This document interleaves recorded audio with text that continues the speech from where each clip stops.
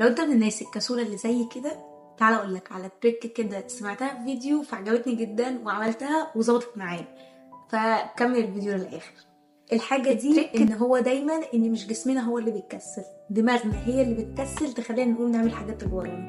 فلو انت وراك حاجة، حاول انك تقنع دماغك ان الحاجة دي مش هتاخد منك وقت طويل جدا. يعني انا مثلا كنت بتمشى ولسه راجعة، فحاولت اقنع نفسي ان الموضوع مش هياخد مني اكتر من 5 دقايق، هلبس وهروح وهطلع وهاجي بسرعة. عارفين اللي هو سهلت على نفس الدنيا كده، فظبطت معايا جدا. جربتها اكتر من مره في كذا حاجه، اني انا حاولت اقنع دماغي ان الحاجه دي مش هتاخد مني اكتر من 10 دقايق.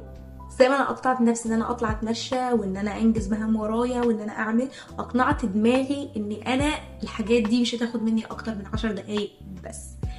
وما تنساش تعمل سيف للفيديو وتعمل فولو علشان اقول لكم على حاجات اكتر الايام اللي جايه. وبس.